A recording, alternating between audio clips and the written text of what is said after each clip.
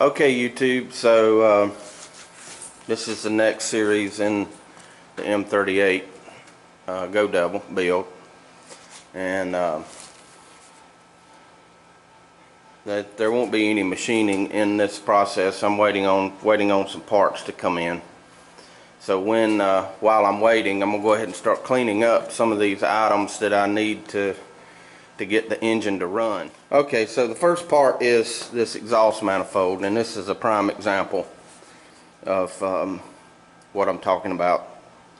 It's in pretty poor shape and rusty, and certainly I could use the bead blast to clean this up, but I don't want the bead blast material to be in contact with anything that's going to be in contact with oil galleys or intake galleys, because that glass has a tendency to stick inside that cast iron, and when I start the engine up, it'll pull those small particles and cycle it through the combustion process, and they'll end up in the bearings of the engine. So I don't bead blast anything that comes in contact with intake or oil galleys on an engine. So we'll take a quick look and show you how poor this thing is and what we're going to do. And of course, this is all about the before and after. So like I said, it'll take me a couple of days to complete the process, but I don't have to do a whole lot of work with it. So if you can see here, the butterfly on the side of the engine that warms the intake manifold is stuck, and these can be difficult to free up. I've got a broken bolt on the bottom of the collector here. That'll have to be addressed, but I'm hoping that this process has worked for me in the past, where I have two metals that are rusted together. It's such a thorough process that it'll actually remove the metal from between the stuck parts, and I don't have to worry about heating this or beating that with a hammer and damaging it. All I have to do is just be a little bit patient. So, all right, so here's a wash bath, and this is nothing but tap water. I mean, I know it looks a little dingy, but it's gonna get a whole lot dirtier. But it is tap water. So what you'll need, or what I do, is I have two cathodes, one here and one on the other side of the tank here. I have a voltage bar up top, and what I'm going to do is I'm going to remove this rust by electrolysis. Alright, so here's the secret here.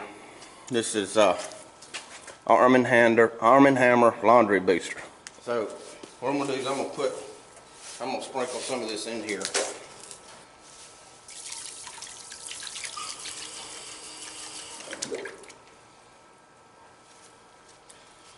Alright, so I've installed a jumper wire to connect the two cathodes. Then I'm going to take the positive battery terminal, and I'm going to connect it to the cathode.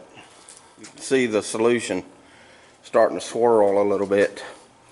So what's going to happen is I have applied voltage in an environment that conducts DC voltage or electricity, and I am applying a small amount of voltage to the voltage bar, and I am also applying voltage to the cathodes, which are the two sheet metal plates on either side of the part. And then I hook my negative lead to the bus bar up top, which is holding the manifold down with some wires, so it's conducting electricity down to the part. And what's going to happen is that electricity is going to collect that rust and make it transfer over to the sacrificial pieces of metal, which is the cathode. Now this is a lengthy process. It takes some time. Okay, so we're 10 minutes into the process, and you can see where the reaction is taking place. You should see some bubbling and fizzing going on.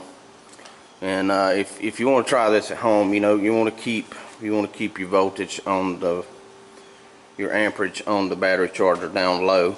This is sitting at 2 amps. I could increase the voltage, but you get a better finish if you just let it take its time. So what'll happen here in the next hour or so is you'll start to see the rust being blown off of the parts through the electricity, and then they'll come up to the surface and float, and then they'll migrate over to one or the other cathodes. And we want that rust to collect on those cathodes and get off the part. So we'll keep an eye on it, and I'll keep checking in with the camera so we can see the progress. Okay, so we're 34 minutes into this, and just wanted to kind of show you what's starting to collect over on the side here. So when you start getting big chunks like that of converted rust, then you're doing pretty good.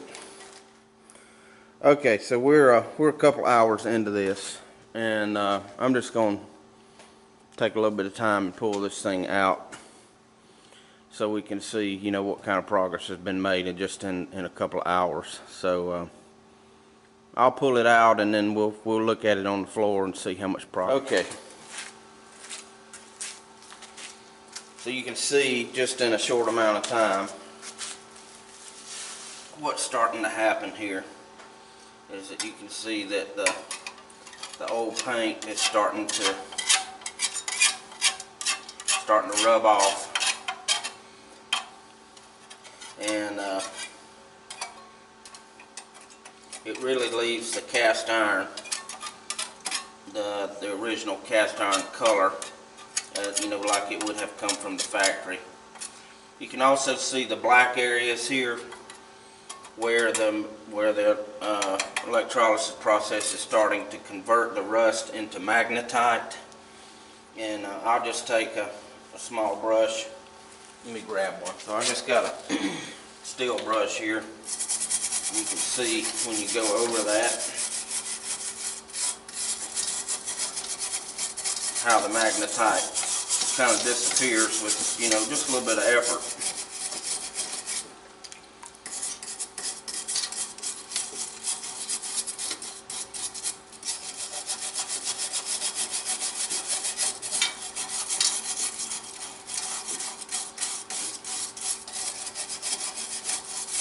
Really leaves that cast iron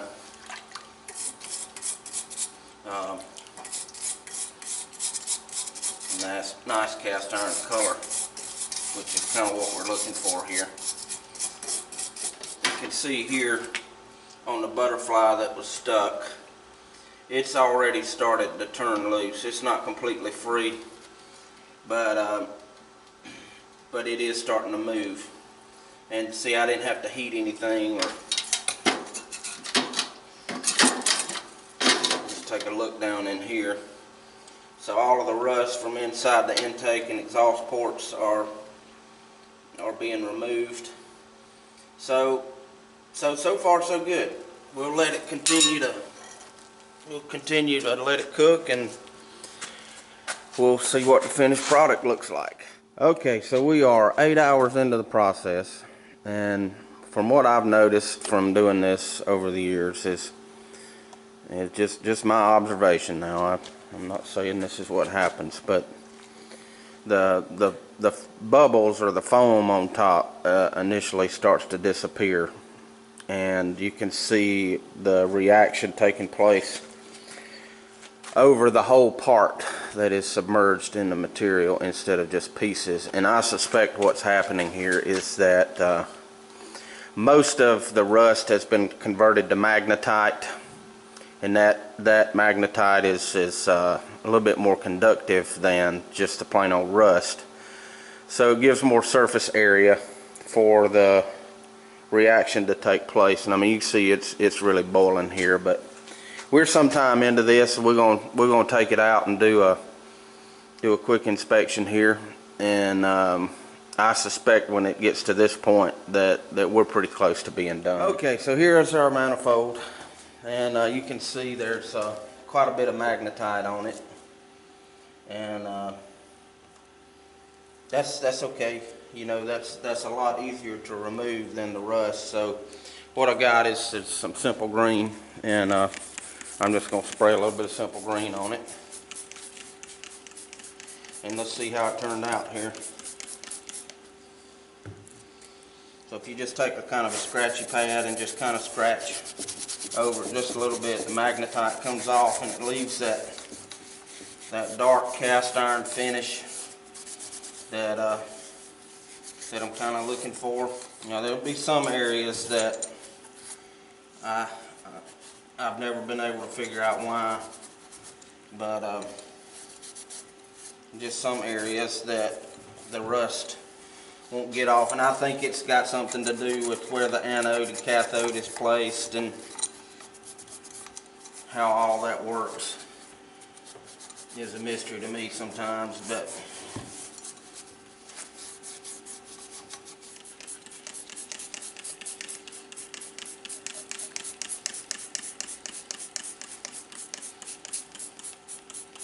alright, so you can see here, I mean, that's not bad, and it'll look a lot better when I get it out of the sink. I'll go over there and rinse it off. But here's the biggie.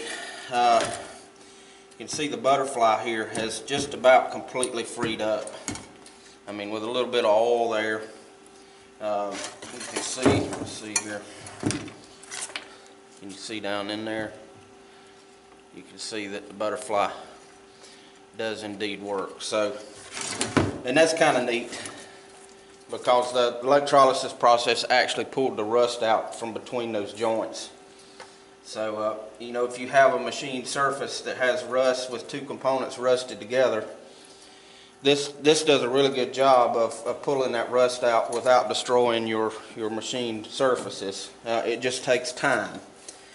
And if you don't have patience, then, you know, this is probably not the process for you. Okay, so here's our finished product after we got it out of the sink. The advantage here is that this can be done as an assembly. So as long as the gaskets are not damaged, I can de-rust all of this together, and I don't have to disassemble and spend so much assembly time.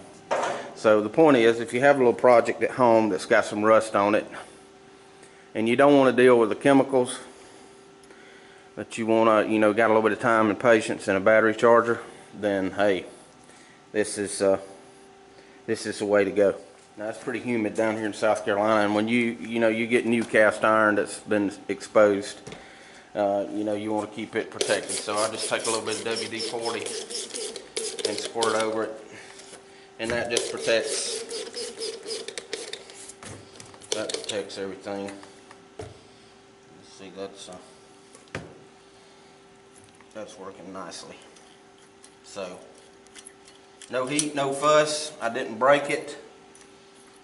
Just a little bit of patience. So I'm comfortable with that. So if you enjoyed the video, hey, give me a thumbs up, subscribe, or you know, just send me an email at chadlhightower@gmail.com if you have any questions about this video. Thank you for watching.